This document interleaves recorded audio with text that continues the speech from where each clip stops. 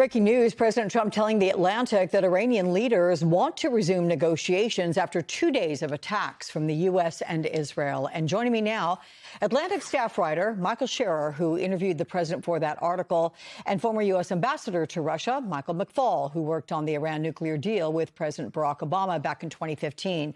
Michael Scherer, how did the Iranians reach out? Give us some details about your discussion with the president and with whom he spoke.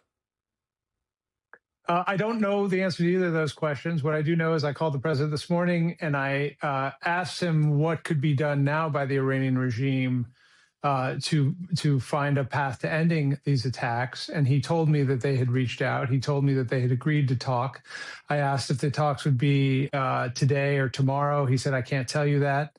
I think we have to put this in the context of still a very aggressive campaign that everyone in the U.S. government has said will last several days. So I don't think there's an immediate prospect for stopping what we've seen over there. But I think, the president has always been one to get on the phone with people. I think he continues to say he will entertain conversations from them. He also mentioned to me that a number of the people that the U.S. government had been talking to before were no longer alive, and so there would be a different group of people who they'd be talking to. But Michael Scherer, did he talk at all about the tenor of what he expects? Because he has described the previous talks as with the Iranians playing too cute. Yes, he said that to me. And so I don't know. Previously they've talked. The U.S. government has talked about total abandonment of any nuclear ambitions and ballistic missile ambitions. As being red lines. If you talk to people on the other side of these negotiations, including the Omani negotiators, those lines have sort of been shifting. There is an accusation that's been leveled against the U.S. government that the talks that were going on over the last couple of weeks were not really about finding a solution, that this was going to happen one way or another. So I can't tell you what the demands are right now. The president didn't want to discuss that with me. Ambassador, what's your reaction to what you've just heard there and your take on the new Iranian leadership reaching out after the bombs have dropped? Well, a couple of things. First, if negotiations for objectives that enhance American national security was something that the president sincerely wanted to pursue, the efforts that we've seen up until this bombing campaign were really small. It takes months, years to negotiate with adversaries, and they were just getting started. So, most people think it was just a pretext for what was being planned in the beginning. But second, when the president explained to the American people and the world for why he decided to take this military action, he said it was for regime change. He said the Iranian people need to rise up and take what's given to them and free themselves from the theocrats. Now today, Michael just talked to the president. He's talking about negotiating with the theocrats. That suggests to me a very different objective than the one that he promised the Iranian people just 2 days ago. Michael, did he address that? The fact that he would agree to talk to the Iranians if he said that strikes were to affect regime change? Yeah, so he's laid out a number of goals for this.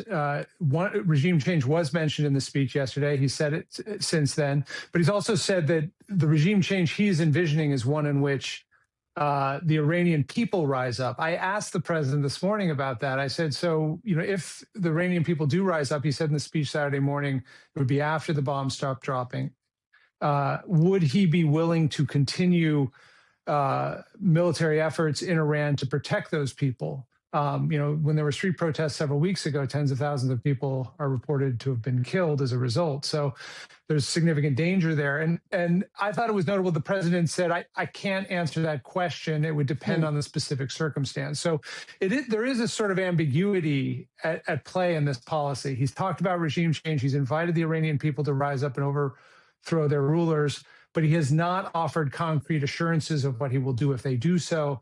And he's also sort of hinted at times that, if the regime does not change, he could still declare victory and walk away. So, Ambassador, can regime change and a settlement both be achieved simultaneously? Yes. Of course, if there was actual democratic regime change in Iran, we wouldn't have to worry about them developing nuclear weapons or attacking Israel, supporting terrorists. So if you make that the goal, you get all those other goals along the way. But I think the president's really confused about what this war is about. He's giving very different signals at different times. You can't negotiate with the regime that you're trying to replace. That seems absurd to me. And if he does begin to do that, that undermines the Iranian protesters. That undermines their quest for freedom and democracy. He's negotiating literally, let's be clear, with the regime and the leaders of that regime. And if it's Mr. Larijani, or somebody very directly involved, who slaughtered tens of thousands of Iranians just 2 months ago. And so that part, I think the president needs to get figured out. And I can tell you, there's a lot of people that are worried he's going to do exactly what he did in Venezuela. He removed Maduro. We all celebrated. I celebrated. He was a horrible dictator. And now what is he doing? He's negotiating with Maduro's regime. Khamenei was eliminated yesterday. Fantastic. He was a horrible person. Everybody should celebrate that. But in just the next day, you start negotiating with his lieutenants. That suggests that you're really not committed to democratic change in Iran. And for democratic change in Iran to happen, we have to be engaged. This idea that they're just going to rise up with this same repressive regime in place without our assistance, that to me is very untenable. Can I ask you, Ambassador, since you helped with President Obama's deal, parts of which would have sunsetted in late 2025, are you dismayed at the path that this has taken overall? Could there have been another better way? And was President Obama ever close to military strikes against Iran during those negotiations in 2015? Well, President Obama, I started working with him on day one. In 2009, we made a core objective of our national security policy to prevent Iran from getting a nuclear weapon. So when people say this is President Trump's idea, no, all presidents, Democrats and Republicans, have always had that objective. The question is, what are the means to achieve it? We decided we use pressure. We use sanctions. We got sanctions in the United Nations, most comprehensive sanctions ever, with the Russians and Chinese supporting it as a way to pressure the Iranians to negotiate. And we got a deal. It was flawed. It wasn't perfect, but it prevented Iran from getting nuclear weapons for 10 years.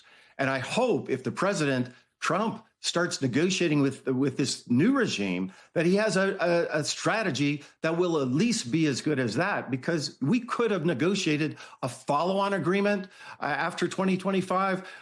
There's no reason that we could not have kept negotiating if the goal was to prevent Iran from obtaining a nuclear weapon. But I want to be clear, the president didn't say that in his speech. He said the goal is that, plus eliminating their ballistic missile program, plus eliminating their support for terrorism, plus regime change. He expanded his objectives. I now hope he has a strategy to achieve them. I don't see what that strategy is so far. Ambassador Michael McFaul, Michael Scherer, gentlemen, thank you both so much.